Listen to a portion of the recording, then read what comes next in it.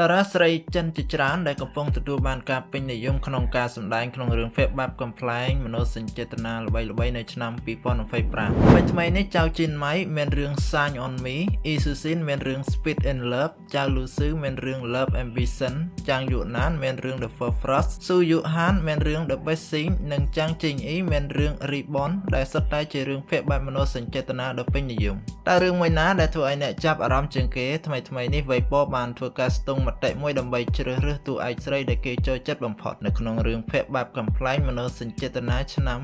2025ចៅជីនម៉ៃមកពីរឿង Shine on Me ជាប់ចំណាត់ថ្នាក់ទី8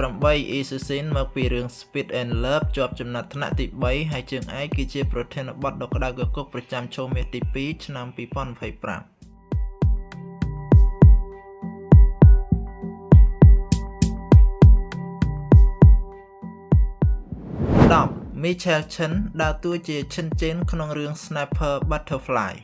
Sniper Butterfly គឺជារឿងភ័ព្វមនោសញ្ចេតនាដ៏ពេញនិយមយ៉ាងខ្លាំងនៅឆ្នាំ2025ដែលបាននាំឲ្យ Michael Chen ត្រូវបានគេចាប់អារម្មណ៍សាជាថ្មីនេះគឺជារឿងរ៉ាវស្នេហារវាងស្ត្រីវ័យចំណាស់ម្នាក់និងបុរសវ័យក្មេងម្នាក់ Michael Chen ដើរតួជា Chen Chen ដែលជាស្ត្រីឯករាជ្យនិងសម័យទំនើបទោះបីជានាងធ្លាប់លែងលះក៏ដោយក៏នាងបានជាសះស្បើយយ៉ាងឆាប់រហ័សហើយបានតាំងចិត្តជាជំនួយដ៏សំខាន់ម្នាក់សម្រាប់សង្គមនាងបានគាំទ្រផ្នែកហិរញ្ញវត្ថុដល់ការសិក្សារបស់ Lee Woo ដែលជាតួឯកប្រុសហើយថែមទាំងបាននាំគាត់មកសិក្សានៅទីក្រុងទៀតផង9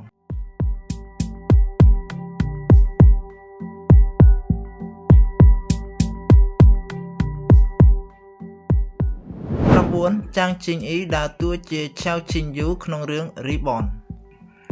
ខ្សែភាពយន្តភាគ Reborn ដែលសម្ដែងដោយចាងជីងអ៊ីនិងចៅអ៊ីរ៉ានមិនមែនជារឿងភាគស្នេហាផ្អែមល្ហែមដែលអ្នករំពឹងទុកនោះទេនៅក្នុងរឿង Reborn ចាងជីងអ៊ីសម្ដែងជាឆៅឈីងយូគឺជានារីវ័យក្មេងរងរស់ម្នាក់ដែលប្រឈមមុខនឹងបញ្ហារាប់មិនអស់រួមទាំងការស៊ើបអង្កេតការពិតនៅពីក្រោយការស្លាប់របស់ប្អូនស្រីរបស់នាងផងដែរអ្នកលេងអ៊ីនធឺណិតជាច្រើនបានបញ្ចេញមតិថាចាងជីងអ៊ីគឺស័ក្តិសមជាពិសេសសម្រាប់ការសម្ដែងជាតួអង្គរងរស់ប្រភេទនេះនាងមានរូបរាងផ្អែមល្ហែមប៉ុន្តែបង្ហាញពីអារម្មណ៍រឹងមាំនៃការមិនបោះបង់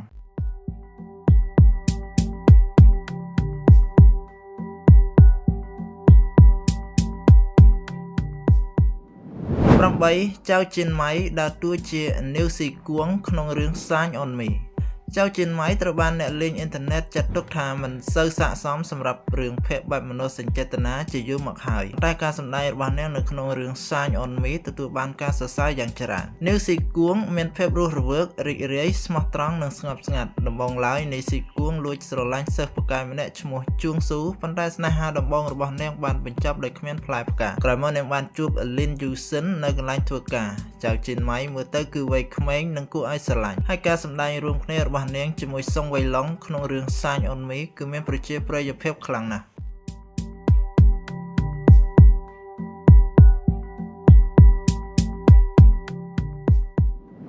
7ចាងយូស៊ីដើរតួជាយីម៉ាំងក្នុងរឿង Deep Affection Eyes Deep Affection Eye គឺជារឿងភាគឆ្នាំ2025ដែលបានក្លាយជារឿងដ៏ពេញនិយមមិននឹកស្មានដល់ដោយសារតែភាពតាក់ទាញដ៏ខ្លាំងក្លារបស់វានិងជាលទ្ធផលនៃការភ្ញាក់ផ្អើលចាងយូស៊ីដើរតួជាយីម៉ាំងស្ត្រីទីក្រុងដែលមានសេរីភាពនិងម៉ឺងម៉ាត់នាងបានត្រឡប់ទៅស្រុកកំណើតរបស់នាងវិញបន្ទាប់ពីតស៊ូមួយរយៈនៅទីក្រុងប៉េកាំងហើយក៏ជាកន្លែងដែលនាងបានជួបលីជីនយូដែលជាតួឯកប្រុសដ៏រោគរ៉ាក់ចាងយូស៊ីបានបង្ហាញយ៉ាងល្អឥតខ្ចោះនៅបុគ្គលិកលក្ខណៈចាស់ទុំនិងមានមន្តស្នេហ៍របស់យីម៉ាំងនិងមានអារម្មណ៍អាណិតអាសូរចំពោះជីវិតដ៏លំបាករបស់លីជីនយូហើយផ្ដល់ជំនួយដល់លោកដោយភាពរីករាយ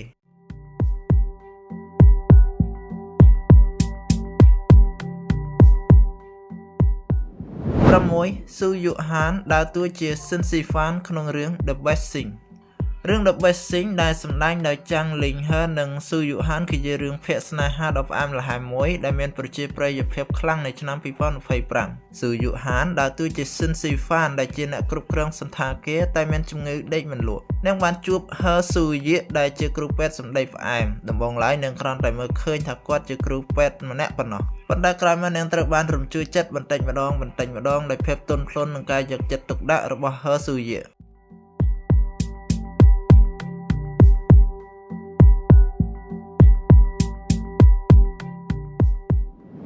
5 លាងជាវដើរតួជាសុងរ៉ានក្នុងរឿង The Wild Olive Tree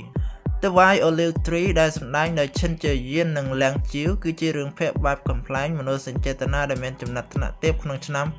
2025ទោះយ៉ាងណាក៏ដោយការរិះគន់ភាគច្រើនពីអ្នកលេងអ៊ីនធឺណិតផ្ដោតលើគុណភាពផលិតកម្មដោយកត់សម្គាល់ថាវាខ្វះបរិយាកាសរ៉ូមែនទិកខុសពីរឿងភាគមនោសញ្ចេតនាល្បីៗមួយចំនួនទៀតប៉ុន្តែសម្រាប់តួអង្គនិងសាច់រឿងមានប្រជាប្រិយភាពលៀងជីវដើរតួជាសង្រានជាអ្នកយកព័ត៌មានស្រីម្នាក់ដែលមានចិត្តល្អសុភាពរាបសារនិងឆ្លាតវៃសម្រាប់ទូរទស្សន៍លៀងឆឹងខណៈពេលកំពុងបំពេញបេសកកម្មរាយការណ៍នៅក្នុងទីក្រុងតុងគក់ដោយច្របូកច្របល់សង្រានបានជួបប្រទះនឹងគ្រោះថ្នាក់ប៉ុន្តែត្រូវបានជួយសង្គ្រោះដោយលីច័ន្ទដែលជាវិស្វករស្ម័គ្រចិត្តនៅតុងគក់អ្នកទាំងពីរមានគំនិតដូចគ្នាហើយកាន់តែជិតស្និទ្ធគ្នាប៉ុន្តែរឿងរ៉ាវកាន់តែគួរឲ្យសោកសៅដែលធ្វើឲ្យអ្នកទស្សនាជាច្រើនមិនអស់ចិត្តនៃការបញ្ចប់នៃរឿង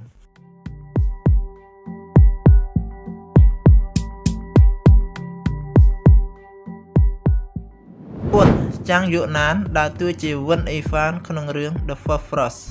ទោះបីជាអ្នកគាំទ្រជាច្រើនមានការព្រួយបារម្ភថាចាងយូណាននឹងមិនអាចគ្រប់គ្រងតួនាទីនេះបានទេនៅពេលដែលការជ្រើសរើសត្រូវបានប្រកាសជាលើកដំបូងប៉ុន្តែជាសំណាងល្អបន្ទាប់ពីការចាក់បញ្ចាំង The Frost អ្នកគាំទ្រពិតជាចូលចិត្តការសម្ដែងរបស់ចាងយូណានពួកគេមានអារម្មណ៍ថានាងស័ក្តិសមណាស់ជាមួយនឹងស្នេហាដំបូងរបស់នាងនៅក្នុងរឿង The Frost វិនអេហ្វានគឺជាក្មេងស្រីម្នាក់ដែលមានអារម្មណ៍ស្មុគស្មាញនាងសុភាពរាបសារប៉ុន្តែឯកោដើមឡើយវាមិនមែនជាតួនាទីងាយស្រួលនោះទេប៉ុន្តែចាងយូណានបានបង្ហាញពីលក្ខណៈតួអង្គយ៉ាងល្អឥតខ្ចោះធ្វើឲ្យមហាជនកោតសរសើរយ៉ាងខ្លាំងលើសពីនេះតួអង្គវិនអេហ្វានជាសិស្សស្រីដែលចូលចិត្តរបាំបាឡេដូច្នេះចាងយូណានបានសម្រកទម្ងន់របស់នាងមកត្រឹម41គីឡូក្រាមដោយបង្ហាញពីរូបរាងដ៏ស្រឡូននិងស្រស់ស្អាតនៅលើអេក្រង់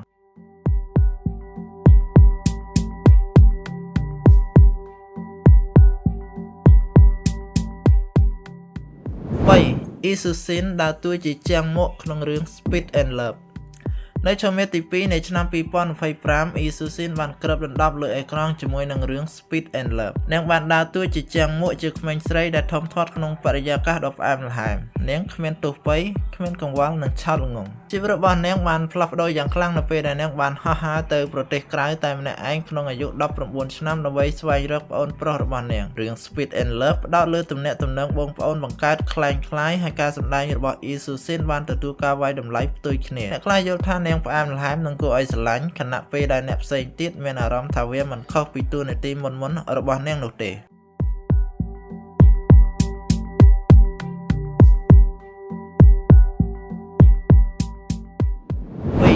ចៅជៀនម៉ៃដើរតួជាលីនឈីលឹកក្នុងរឿង Cherry Amber នៅឆ្នាំ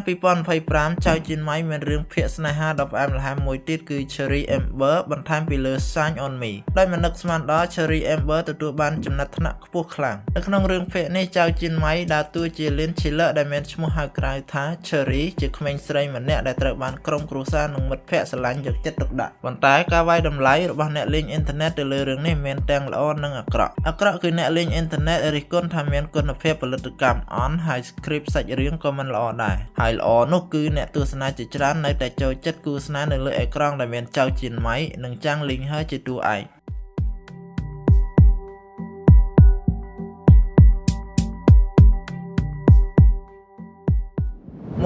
1ចៅលូស៊ឺដើរតួជាស៊ូយៀនក្នុងរឿង Love Ambition